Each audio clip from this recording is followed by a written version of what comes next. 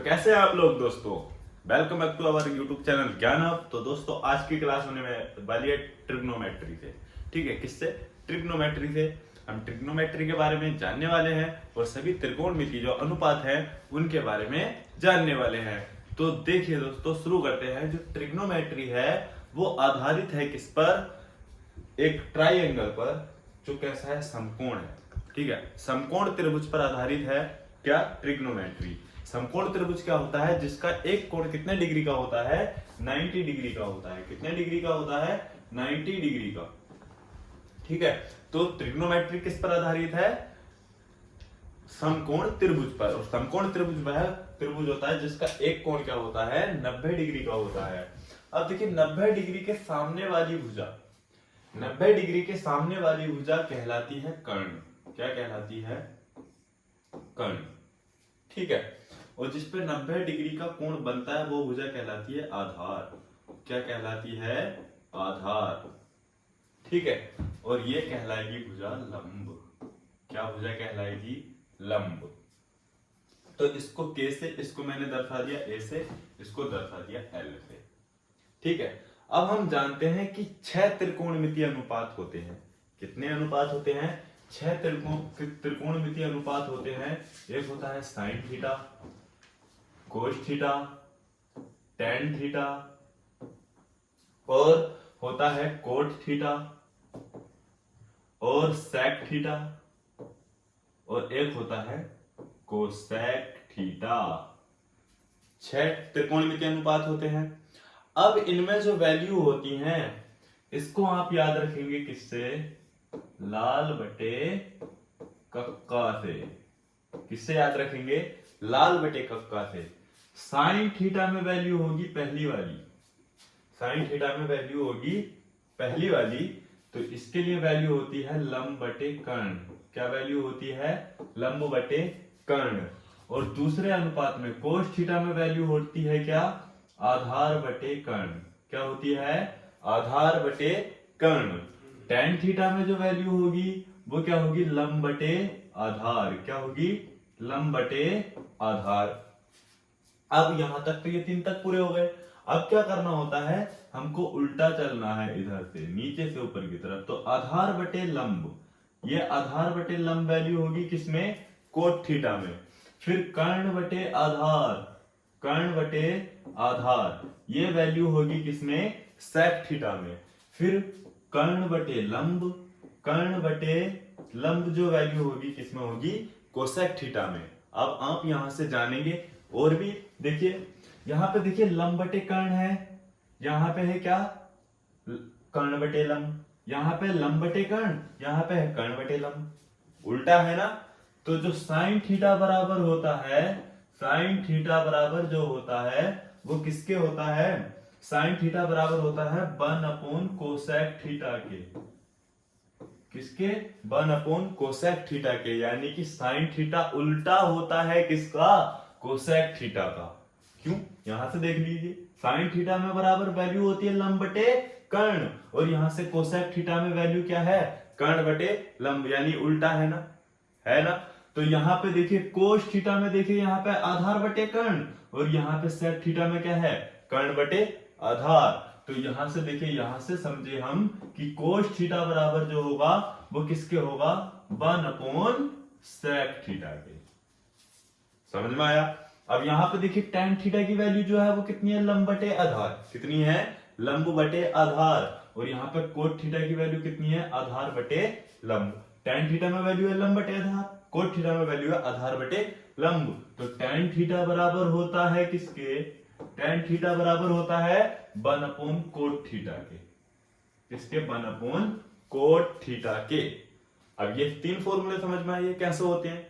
अब आगे बढ़ते हैं। एक फॉर्मूला आपने पढ़ा होगा कि टेन थीटा बराबर जो होता है वो होता है sine theta upon cos theta के। पढ़ा था। अब ये कैसे होता है? टेन थीटा बराबर होता है sine theta upon cos theta के। ये कैसे होता है? तो देखिए जरा इधर, टेन थीटा बराबर साइन थीटा में जो वैल्यू है वो कितनी है? लंब बटे कर्ण। कितनी है? लंब बटे कर्ण अपॉन कोस थीटा में जो वैल्यू है वो कितनी है? आधार बटे कर्ण। कितनी है? आधार बटे कर्ण। कर्ण से कर्ण कैंसिल, तो tan थीटा बराबर कितना बच जाएगा, tan थीटा बराबर कितना बचा जाएगा, लंब बटे आधार ना बच जाएगा, कितना बच जाएगा, लंब बटे आधार। तो यहाँ पे देखिए लिखा हुआ है ना tan थीटा बराबर क्या होता है, लंब बटे आधार। तो समझ में आया tan थीटा बराबर क्यों होता है sin थीटा अपन cos थीटा, क्योंकि sin थीटा और cos थीटा का जो अनुपात होता है वो लंब बटे आधार के इक्वल होता है।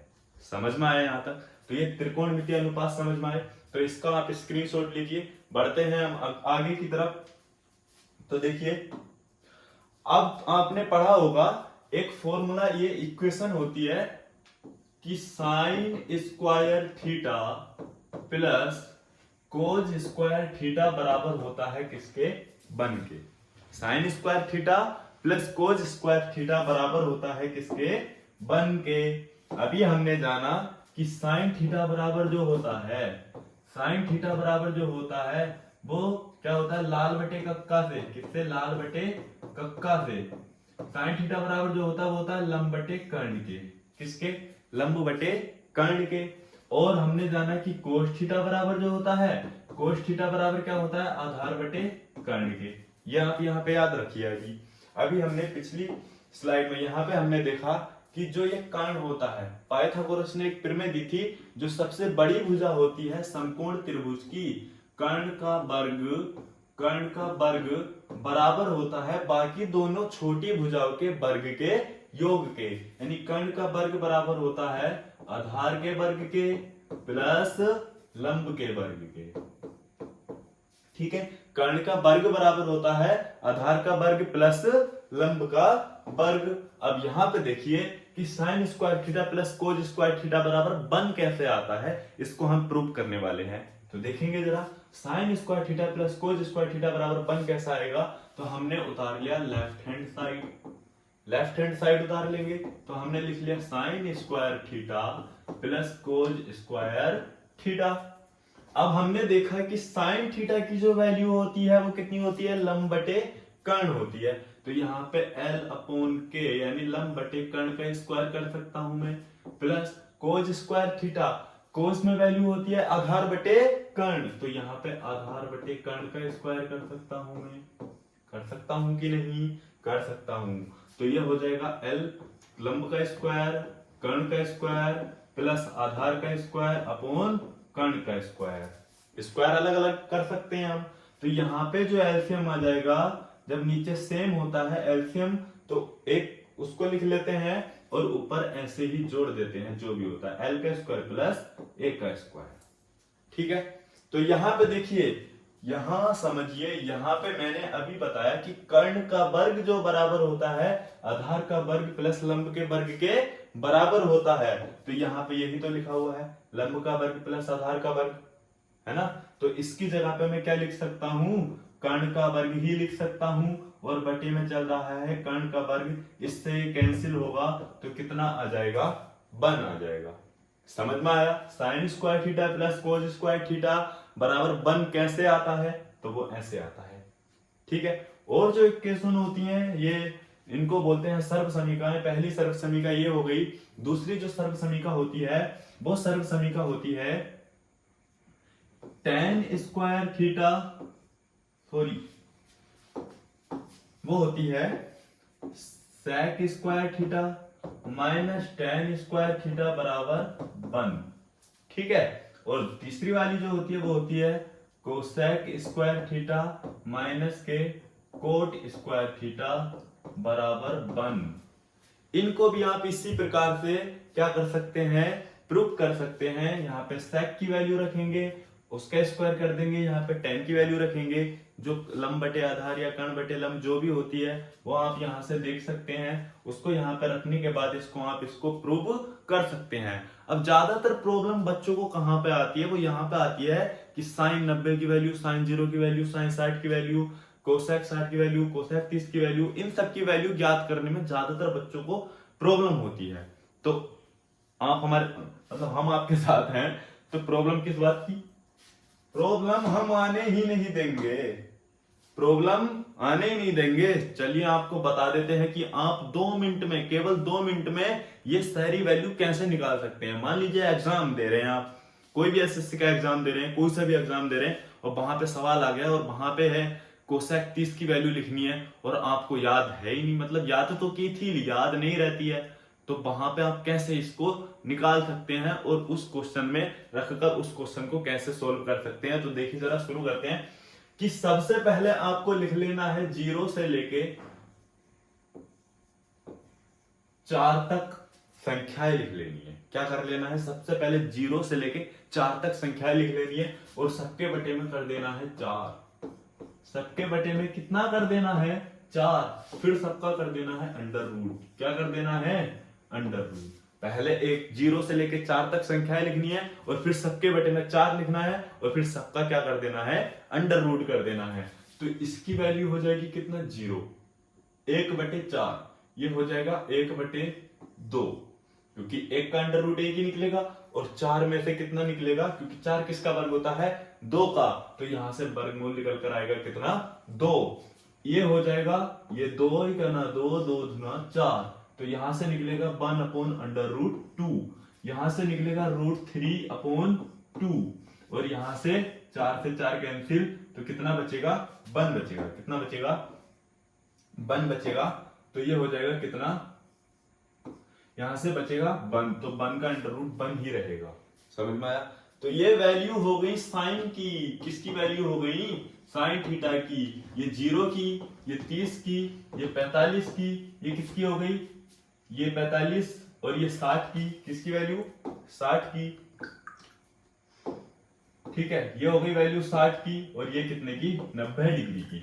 अरे साइन में वैल्यू निकल आई, साइन थीटा बराबर साइन 0 की वैल्यू 0, साइन 30 की वैल्यू 1/√2, साइन 45 की वैल्यू 1/√, सॉरी साइन 30 की वैल्यू 1/2 और साइन 45 की वैल्यू 1/√2 और साइन 60 की वैल्यू √3/2 और साइन 90 की वैल्यू 1। अब कोस थीटा में जो वैल्यू होंगी, कोस थीटा की जो वैल्यू होंगी वो इसका उल्टा कर दो, 1 √3/2, 1/√2 और 1/2 और 0। तो cos 0 की वैल्यू जो होगी कितनी होगी, 1 होगी। cos 30 की वैल्यू √3/2 होगी और cos 45 की वैल्यू 1/√2 होगी और cos 60 की वैल्यू होगी 1/2 और cos 90 की वैल्यू होगी 0। अब आपको cos की वैल्यू भी पता चल गई है, sin की वैल्यू भी पता चल गई है। तो अभी हमने फॉर्मूला पढ़ा था कि tan थीटा बराबर जो होता है, tan थीटा बराबर होता है sin theta upon cos theta. पढ़ा था कि नहीं पढ़ा था। तो tan थीटा की वैल्यू भी निकाल सकते हैं हम यहां से। tan थीटा बराबर जो होगा, 0 में जो वैल्यू होगी 0/1 करेंगे, sin थीटा बटे cos थीटा करना है, तो 0/1 करेंगे तो कितना मान आएगा, 0 ना आएगा, तो 0 आ जाएगा। यहाँ पे 1/2 अपॉन √3/2 करेंगे तो 2 से 2 कैंसिल हो जाएगा, कितना आएगा, 1/√3 आएगा। कितना आएगा, 1/√3 आएगा। यहाँ पे 1/√2 और 1/√2, उसके भी अपॉन में 1/√2, तो √2 से √2 ये कैंसिल हो जाएगा, तो कितना बचेगा, 1/1। तो ये tan 45 की वैल्यू कितनी आ जाएगी, 1 आ जाएगी। यहाँ पे √3/2 और 1/2, 2 से 2 कैंसिल, तो यहाँ पे वैल्यू आ जाएगी √3।